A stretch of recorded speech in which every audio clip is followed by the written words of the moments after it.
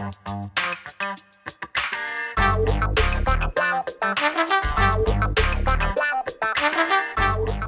guys, thanks so much for tuning in to Let's Be Blunt with Montel. And today we're talking about everything psychedelics. Now, we're all blind in some ways, blind to our biases, blind to our needs, blind to our habits. That's what good journalism is always for. Not for reaffirming how our beliefs, but for challenging us to consider new ones that are based on facts. And that's the mission statement behind the magazine Double Blind. And here to talk to us about it is its editor-in-chief, Shelby Hartman. Talk a little bit about what it is you've been working with and why are you even in the field of psychedelics? I mean, out of the blue, it seems like, for the last 30 years, we've been arguing about whether or not cannabis is something that is a viable option for people. And then in the last 3 or 4, all of a sudden, though we have poo-pooed and looked down on and been negative about psychedelics, all of a sudden psychedelics has this huge resurgence in the medical space and in the conversations around the country. And you hear so many people who are talking about having had experiences and tripping experiences. I just want to introduce this whole process to our viewers. So let's go back to the beginning.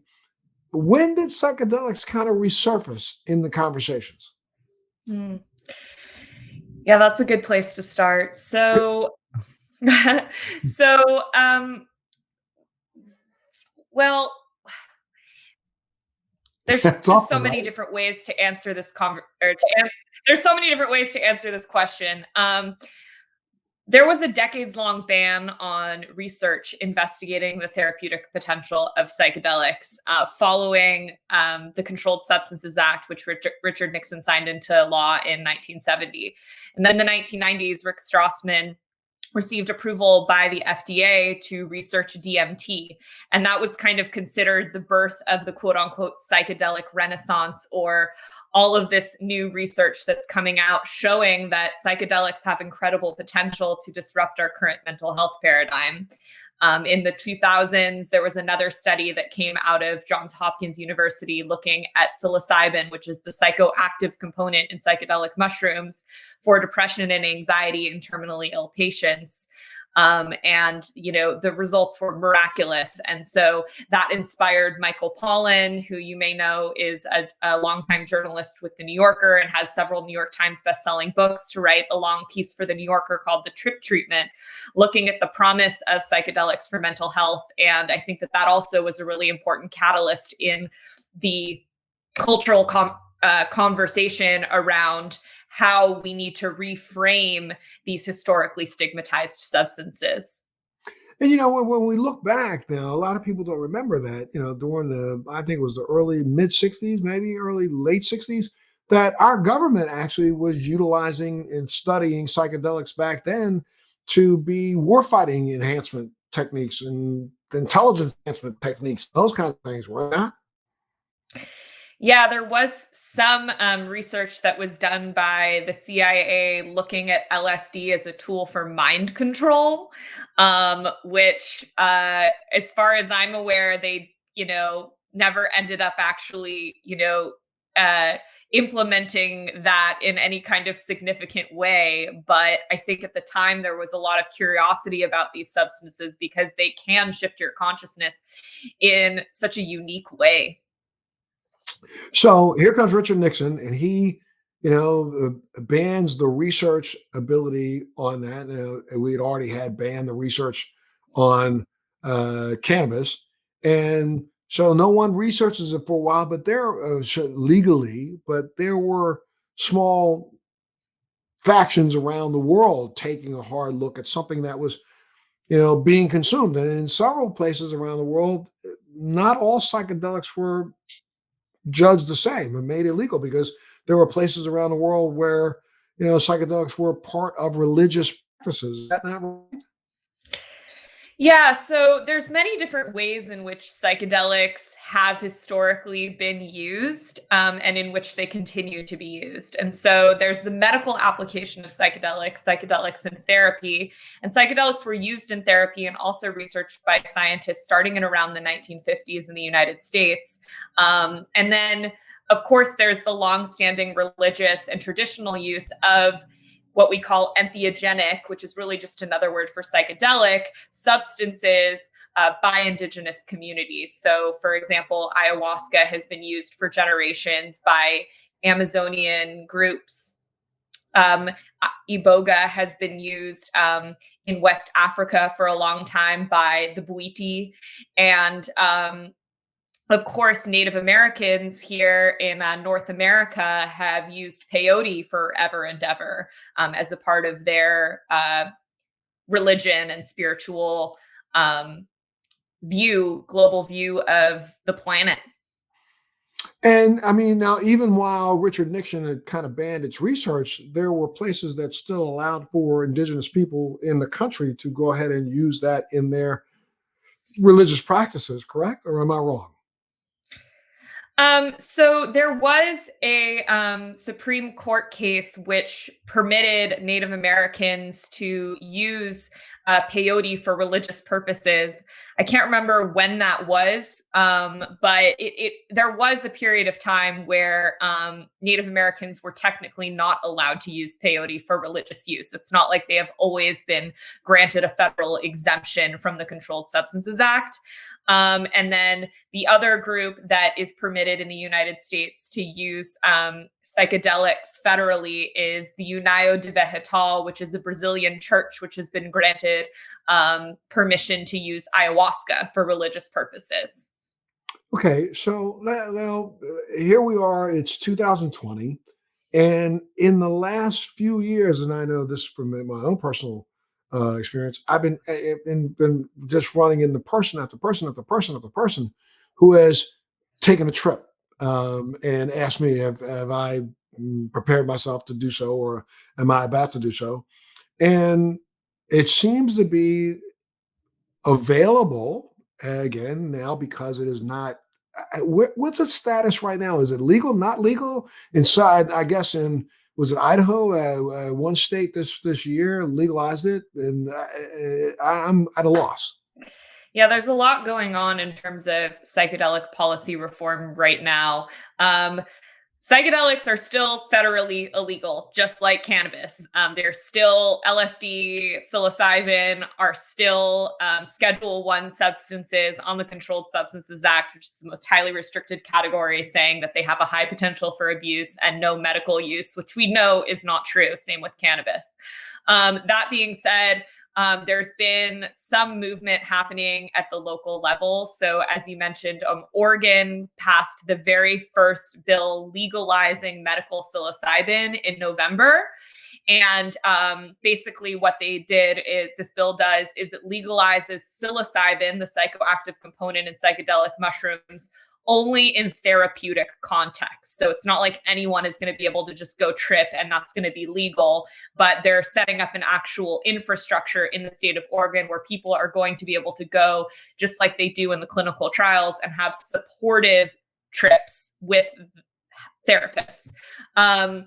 There's also been a lot of movement around decriminalization. So as we saw with cannabis, first, a lot of activists are pushing for decriminalization of these substances so people just can't be incarcerated for possessing them or growing them or gifting them to people that they care about. TBD, to be determined, how many of those jurisdictions go on to pass some sort of legalization measure. But a lot of people do anticipate that it's kind of following in the footsteps of cannabis, where we're going to see decriminalization across the country before we see legalization in a lot of places. Let's kind of differentiate. You hit and touched on, you know, three basic categories. They're all pretty much the same. But let's go through this again. Psilocybin is what's found in. Where's psilocybin come from? Psilocybin comes from mushrooms, magic mushrooms. Okay. Ayahuasca? Ayahuasca is a vine that comes from the Amazon, and the brew itself is made with two ingredients traditionally, although there's many different recipes.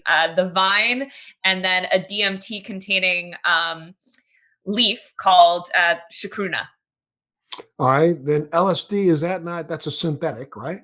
LSD is a synthetic that was first created by the chemist Albert Hofmann in the 40s. But it actually comes from the ergot fungus, which a lot of people don't know, but it is a synthetic. And one thing that's important to understand, a lot of people ask about LSD versus mushrooms. What's the difference? Because these are the two most common psychedelics that people do. And at least the research has found that there actually isn't really a difference therapeutically. So in a lot of the research that was done like in the 60s, 50s, 60s, subjects were given LSD and mushrooms for many of the same indications, like depression, alcoholism, anxiety, end of life distress. And then the only reason why during the psychedelic renaissance, scientists really decided to focus on psilocybin instead of LSD is because the trip is half as long. So it's literally just a logistical resources thing where it's going to cost a lot more money to run clinical trials on LSD because the therapists are going to have to sit with the people who are tripping for twice as many hours. Right.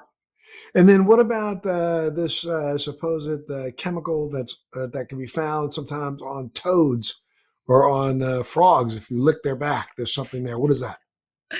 Well, there's two popular plant medicines that come from frogs. One is called combo, and the other is 5-MeO-DMT. And combo comes from, it's scraped from the skin of the Philomedusa bicolor frog, which comes from the Amazon, and it's actually burned into the skin. And I've done it. You can see my burn marks. But yeah, combo is completely legal as of now. And it's a really interesting one because it hasn't really been researched. But indigenous communities traditionally use it prior to going out and hunting. And it's said to improve your vision temporarily, give you a surge in energy. It's really good for people who are lethargic, struggling with depression. And it's also been shown to help with physiological conditions anecdotally. So like autoimmune conditions, for example, some people with celiac, Hashimoto's, and other autoimmune conditions have reported that basically combo cured them. So that's pretty crazy. Wait, you said this is something that's burned onto you? I don't know, explain that. Yeah, so the way that it's traditionally administered is that uh, the practitioner heats up a little stick, and then they essentially lightly singe your skin, and then they place the medicine on top of the burn mark, and it enters in transdermally through your skin. Um, it's not a very common medicine. It's not something that we really, I mean, you're really getting into the more obscure stuff here. If you are in the psychedelic community, the plant medicine community, and you're drinking ayahuasca, and that's really kind of a part of your identity and a part of your life, then you probably have heard of combo and or tried it. But this is not something that we are hearing about, say, like in Michael Pollan's book, or, you know, in a lot of the mainstream outlets that are covering the psychedelic renaissance, because these things, they just haven't even been like taken, you know, they haven't even begun to work their way through the FDA approval process at all. And they're considered kind of fringe. Okay, so I mean, this is clearly what brought you to. I mean, how you started your journey with your magazine, Double Blind. Is that the objective to educate people, give people more information, just like we're doing right now on this whole phenomena of psychedelics? Yeah, I mean, you know, there are a lot of people suffering, Montel, like, you know that. And we're just people are desperate for novel solutions, and a lot of people are getting curious about psychedelics as as a way to heal. And Double Blind was founded because we want to provide people with reliable, trustworthy information on how they can safely embark on a journey with these medicines should they want to. And sometimes the information that we put out is simply, we don't have enough information, but we think that that's as important to say as, here's the information we do have. Gotcha. And, what's been the reaction of your magazine to your magazine? It's been wonderful. It's been wonderful. I mean, we get, 1 million people on the website every month. So clearly there's a lot of interest. Um, and yeah, I mean, it's nothing but supportive. We haven't faced any, like judgment or criticism in any way. So Yeah, and I found it very interesting that it seems, just from my perspective, I don't know, I may be wrong, but it just seems to me like, if you have a conversation with people about psychedelics, it's almost like some of the veil is completely removed, in the conversation about that versus a conversation about cannabis. It's almost as if people are more accepting of psychedelics than they are cannabis. Do you get that impression, or am I wrong? that's really an interesting thing for you to say. I don't know that I can make a generalization like that because I think it depends on the person.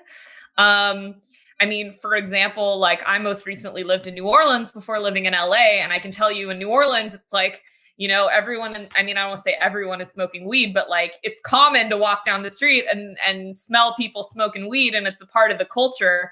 But when I talked to people about psychedelics, they thought it was very weird and fringe. Right. Granted, I would say, I just did a piece, Madison and I, my co-founder, have a column on Rolling Stone about psychedelics, and we have a piece coming out on psychedelics under Joe Biden and basically what's going to happen with psychedelic reform during his administration. And some of the activists that I interviewed for it said they are actually hopeful that psychedelic reform is going to move faster federally than cannabis reform, just because there is so much more research showing the potential of psychedelics than cannabis. And really, the whole focus of the psychedelic movement right now has been, let's overturn prohibition because psychedelic medicines can disrupt our current mental health paradigm. Whereas cannabis is kind of like it's working on two fronts, right? Because on the one hand, it's like cannabis is a medicine, but on the other hand, even though like narratives around it have changed, there is still a really big emphasis on like 420 and smoking for fun and edibles and getting super high. And we just don't see that in the world of psychedelics as much. And well, now is psychedelics really looked at more as a medical agent, or I mean, well, let's talk about. You said there's some amazing breakthroughs. Let's talk about some of the breakthroughs that we found in the last couple of years when it comes to psychedelic research. I mean, I've heard that psychedelics may have the potential to help people who suffer from PTSD, people who suffer from depression, people who suffer from psychotic events. I mean, could help people who are schizophrenic. I mean, these are things I've heard, so I don't know if I'm talking out of chunk. So why don't you help us? Give me some ideas of what some of the breakthroughs have been in psychedelic research.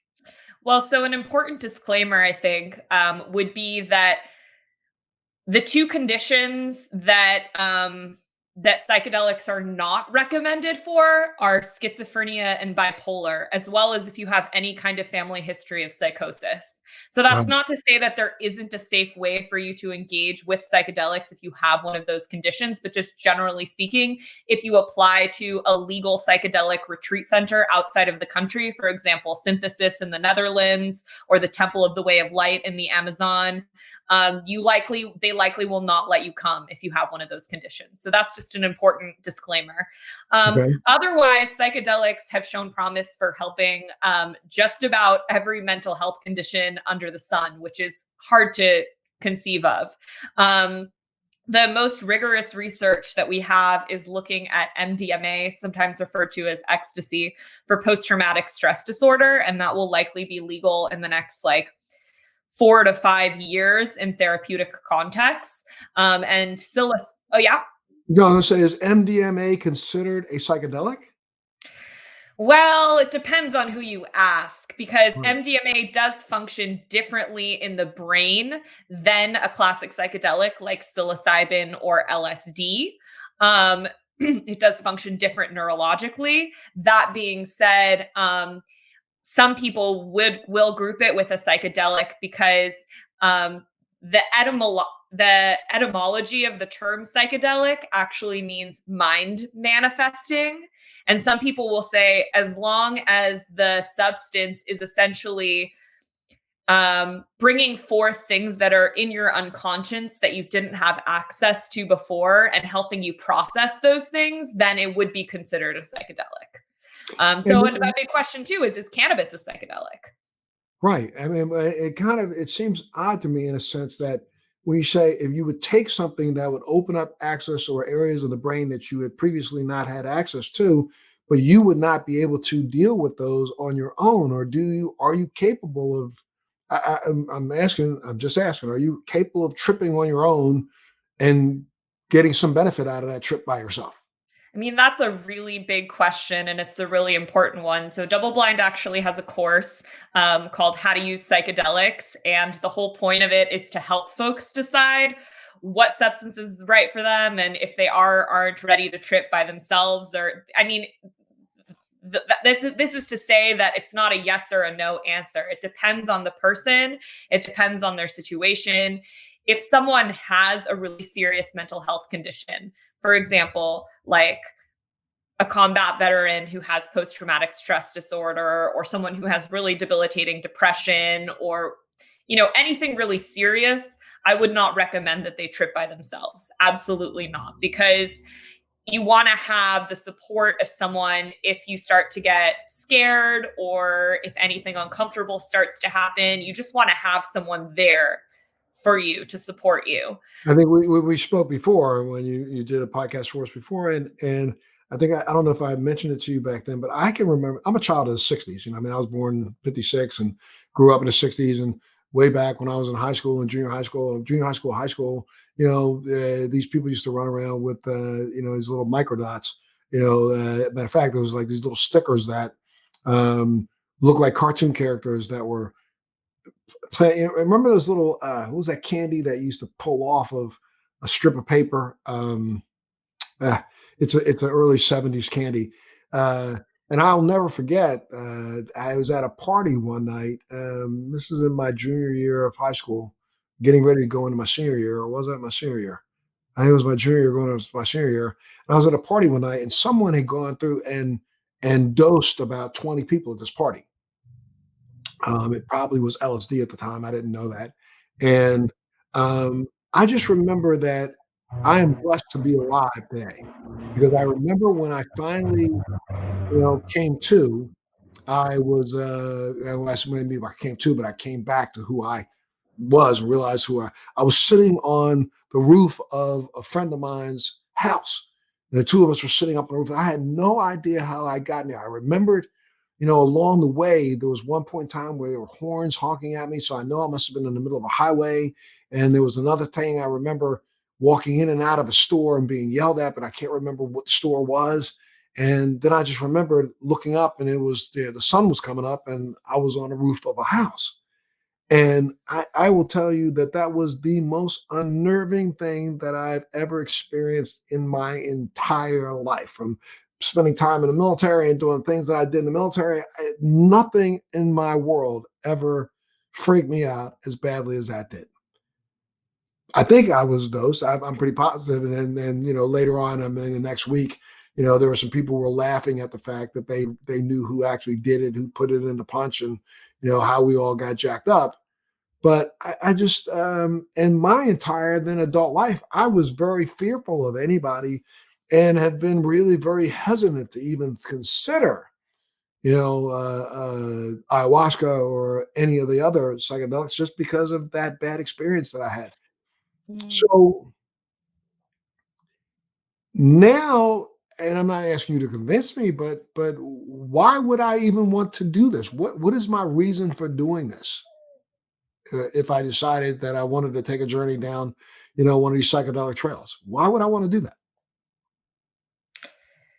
Well, so there are a lot of people, Montel, interestingly, who have had experiences similar to you, who in the 60s or 70s, they did a psychedelic, once or twice, and they had some wild experience, and now they don't really want to touch the stuff again. It's important to remember that, the fundamental principle of tripping well is set and setting. We talked about this a little bit last time, but what is your mindset going into the trip? So are you going into the trip, knowing what you're taking, knowing what you want to get out of the experience, and being prepared psychologically for what the experience might be like. And also, are you in a setting where you feel safe and supported so that you can fully surrender to whatever is coming up for you? And so, you can't really, it's like saying, it's like, oh, you took, 10 shots of tequila at a party and passed out, and now you're asking someone, why should I have a glass of wine with dinner? I mean, it's like you can't compare. I mean, how different the experience will be if you go into it with your eyes wide open and you're responsible about it. And believe me, I'm not asking this question because I'm putting it down. I'm asking the question because I'm trying to wrap my hands around it. And you know what? I just remembered something while you were talking. I just remembered something that also after that first experience, I also remember an experience that I had, and I can talk about it now because I'm not on active duty. But I was on active duty in the military, and as a matter of fact, stationed out at 29 Palms in California.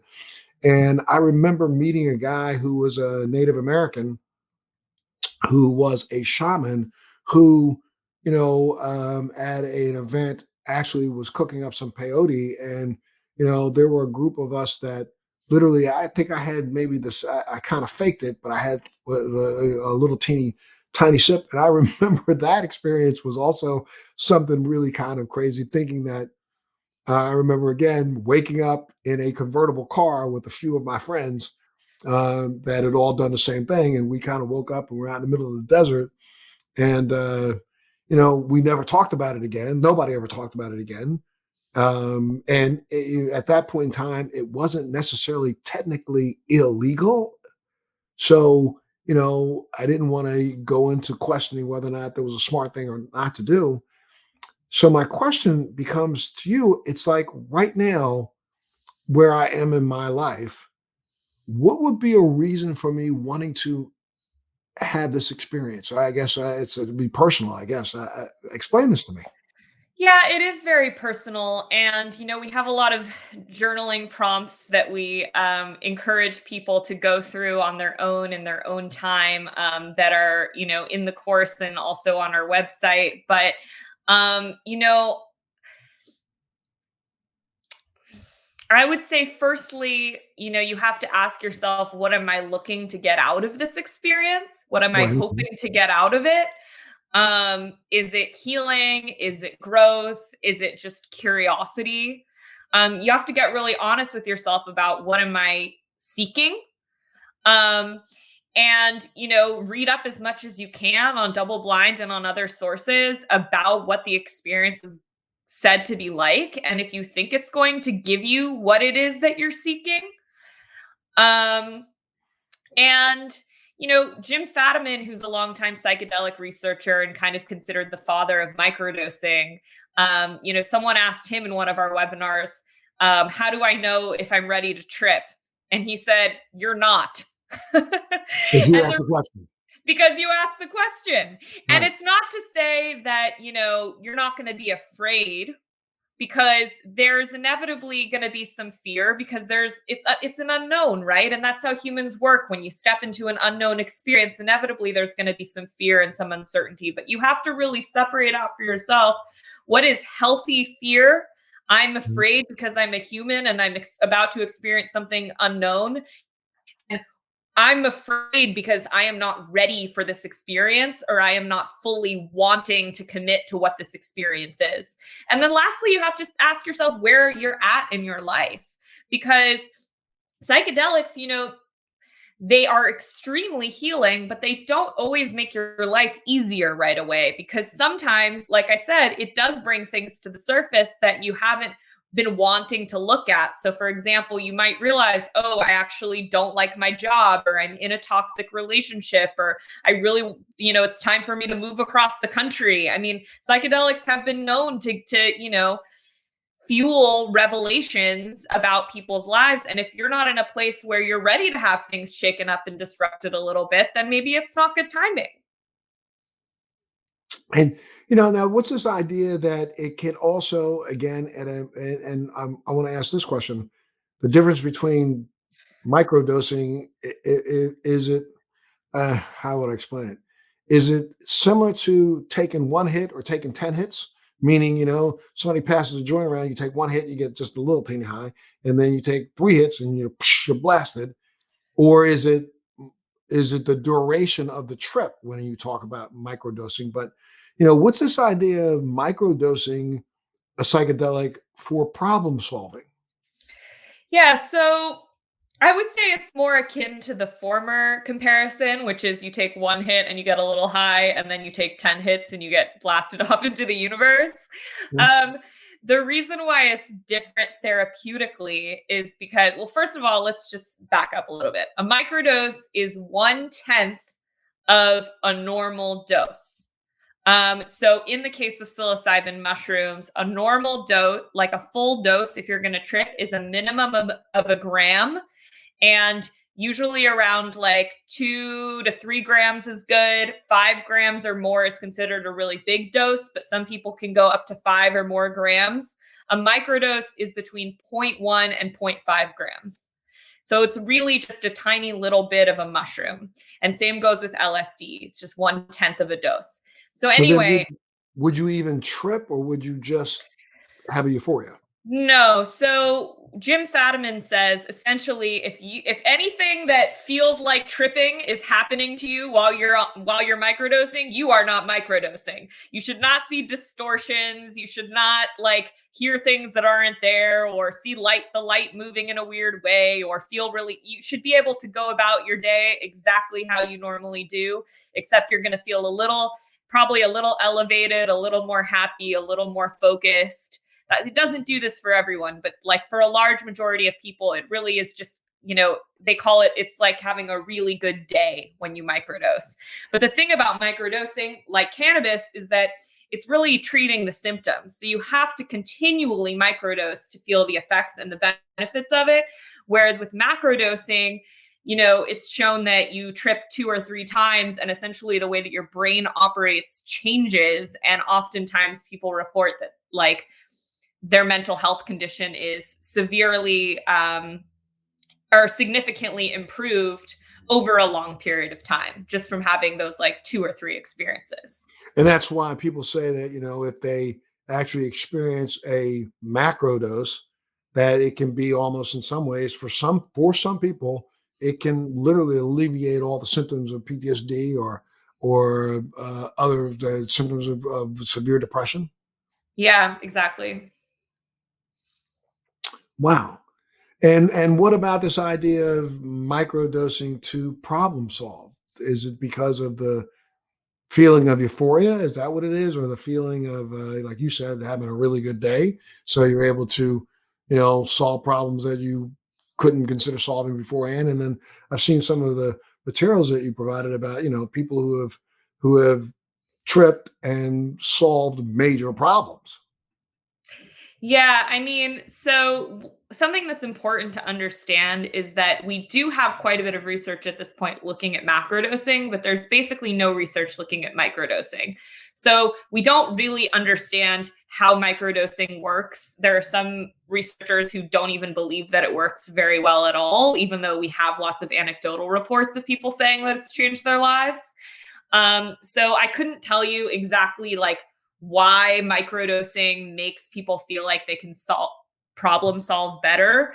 My totally uneducated hypothesis would be that psychedelics at large doses do shift the way that you perceive and shift the way that you kind of understand the world, and that in a smaller dose, it's probably doing the same thing, just in a very subtle way. I can tell you, I've definitely experienced that before while microdosing.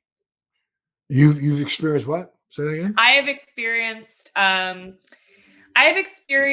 microdosing like slightly changing the way that I process and the way that I perceive in such a way that I feel like I can be more creative or like come up with solutions that wouldn't have necessarily occurred to me, say, like in the context of work. Gotcha. I mean, you look at some of the materials and people who are everybody from architects to scientists to you name it, who utilize, microdoses and in some cases macrodoses, but literally completely solve an issue that they had been working on. I guess you have to prepare yourself for the trip, understanding that you're trying to go into the trip to solve a problem, though, right? Right. Well, I mean, there is so much research that's going on right now. Is this research being done at the pharmaceutical level, or is this research being done by just research scientists? Where is the research being done at? I just want to quickly backtrack though and say that um, I it would be a mistake for me to say that people go into a trip wanting to solve a particular problem and then always coming out the other end having solved that problem. Because Yeah. tripping 101 is you can go in with an intention like, I hope that this alleviates my depression, or I hope this helps me figure out, whatever is going on at work. But it's so unexpected how it's going to unfold. And sometimes what you end up experiencing is completely different than what you anticipated. And some people will say that the medicine shows you what you need to see most. So you might go in saying, I really want to figure out how to resolve this issue with my boss. And instead you might spend the entire trip thinking about your partner. Gotcha. So in terms of the research, yeah, Johns Hopkins University, New York University, UCLA, Imperial College London, King's College London. These are some of the major ones that have investigated psychedelics. But we're seeing research coming out of universities from all over the world. And are there significant breakthroughs that people are finding in this research? I mean, absolutely. As I mentioned, MDMA and psilocybin are going to be legal probably within the next 5 years. And this is because the FDA has actually granted them something called breakthrough therapy status, which means this treatment shows so much promise for solving a mental health problem for which we have no treatments right now, that we're going to fast track it to approval and get it to market. Wow. And now again, people give out the website so people can come and know where to go to get a copy of your magazine or get some more information. DoubleBlindMag.com. We have a physical print magazine, which is in bookstores across the country. So you can pick one up in your local bookstore or get one on our website. And we have online stories coming out all the time as well. So if you just want to read about psychedelics on our website, you can do that. Or are you afraid of the fact that, all of a sudden there's all these burgeoning psychedelic pharmaceutical companies popping up? Are you afraid that, like what this industry has done to date, they may take a good thing and turn it into a monster? Well, that is definitely a fear among longtime psychedelic advocates. And I don't know. I would say at this point, it's just too early on to say what is going to happen.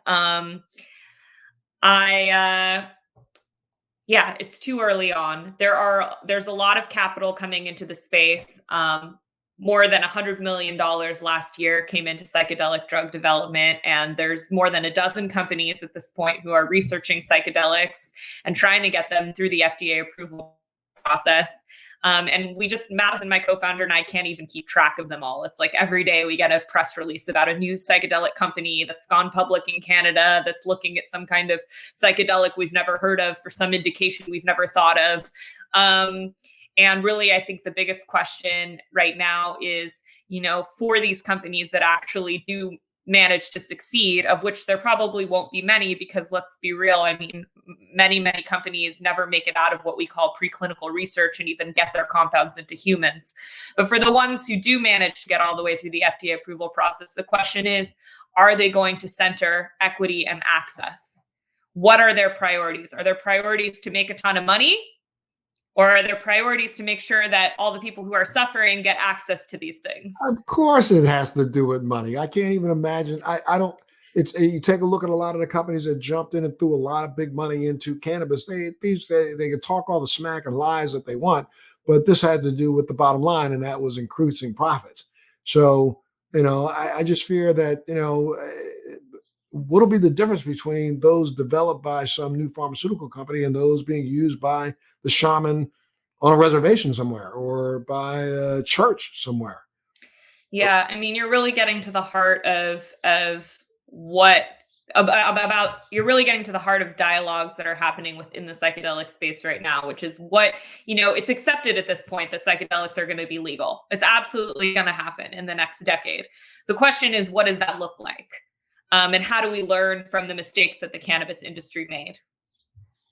Right, especially, I mean, I can't see, there have been people, the indigenous people in the, rainforests and around the world who have been doing this for hundreds and thousands of years. Now all of a sudden they got to stop producing their own product and go buy something from Eli Lilly or whatever, and think that it was made with the same sincerity or the same efficaciousness as the products that they've been doing for thousands of years, right? Well, that's why it's important to have multiple models kind of working towards legalization and the overturning of prohibition at the same time. So if pharmaceutical companies want to get, patent psychedelic compounds and get them to market and charge a lot of money for them, I mean, yes, that's going to be devastating because there are some people who will never want to do a psychedelic outside of sort of a clinical medical context.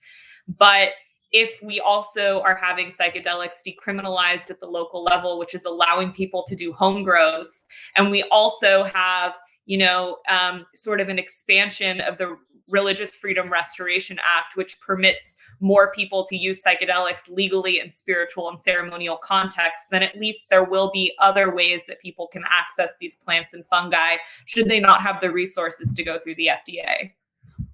Right. I mean, it would seem to me as if we completely just, turn this into a bureaucratic thing where, you know, uh, only the pharmaceutical industries get to do this. It's the same thing that's happening again in some ways with cannabis. And, there have been those who have borne the burden of this on their backs for thousands of years will be left out of the the movement to turn this into some sort of a financial, you know, windfall.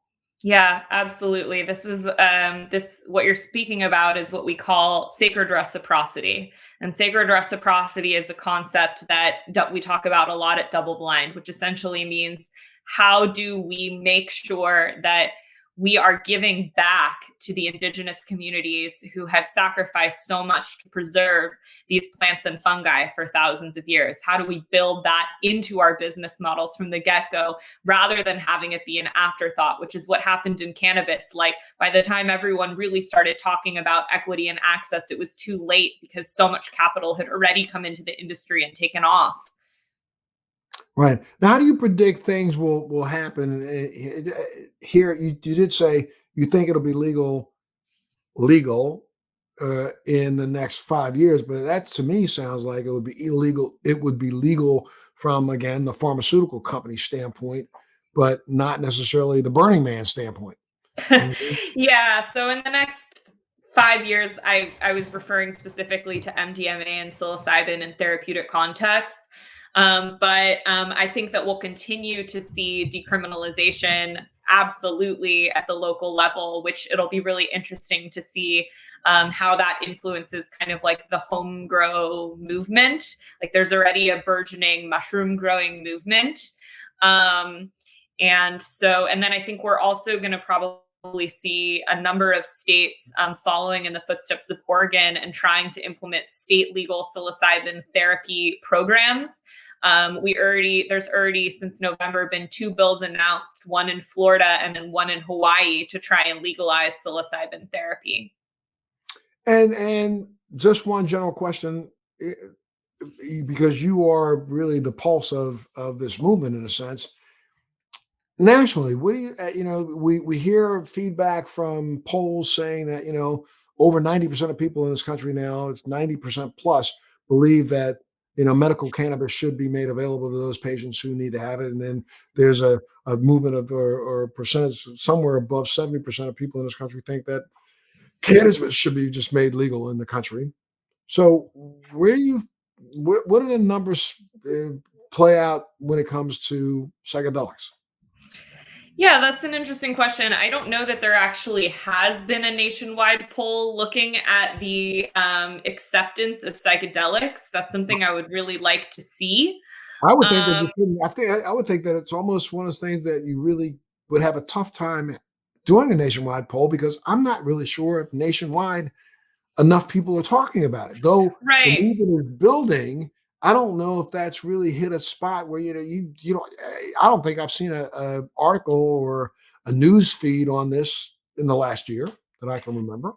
Yeah, so one of the things I'll just quote Rick Doblin on this because he's smarter than I am. He's the founder of the Multidisciplinary Association for Psychedelic Studies, which is one of the primary research nonprofits that has been behind the overturning of psychedelic prohibition. And he says medicalization precedes legalization.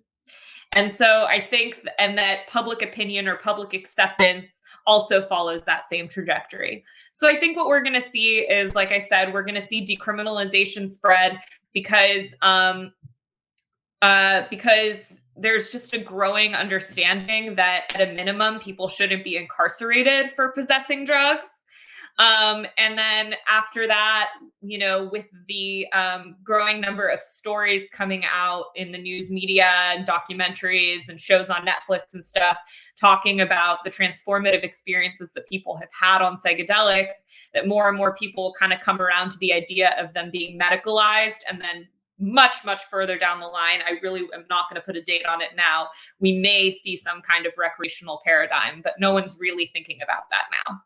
Gotcha. Well, I can't thank you enough, Shelby, for being a part of the show today and really schooling us all on psychedelics. And anything you want to add? How can people help move this needle forward? Hmm.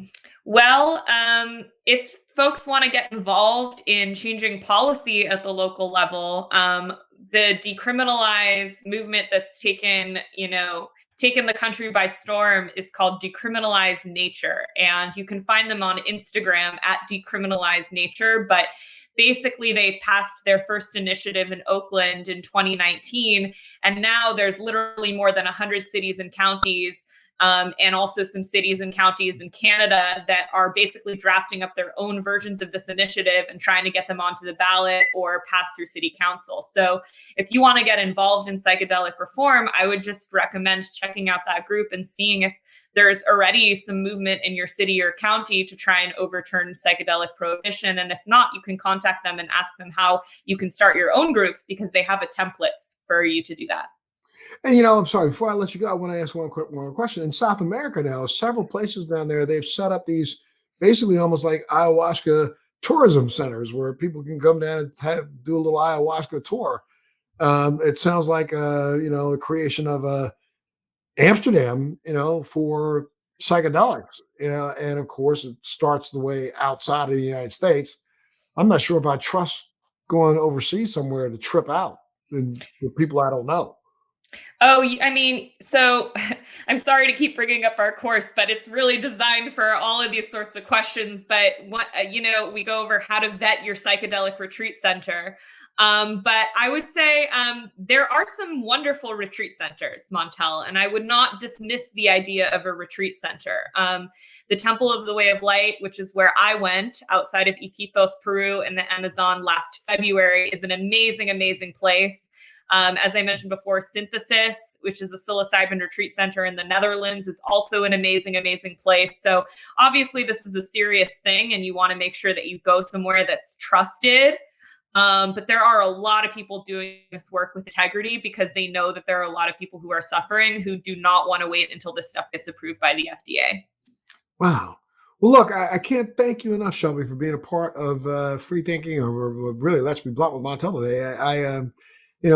You have a home here whenever you want to come back. If you want to give us more information, I would love to be able to get it out there so people can understand it, and want to have people have the information they need to be able to make good decisions for themselves. Thank you so much, Montel, for having me. Absolutely. And thank you so much for tuning in to Let's Be Blunt with Montel. Make sure you tune in and stay tuned. So, subscribe and, give us your comments because I'd really like to hear what you think, especially when it comes to psychedelics. So shoot us some comments. Take care. Thanks for joining me on Let's Be Blunt with Montel. Please make sure you're subscribed and hit the bell to be notified when new episodes post each week. We'd love to hear your feedback also, so please send us your comments.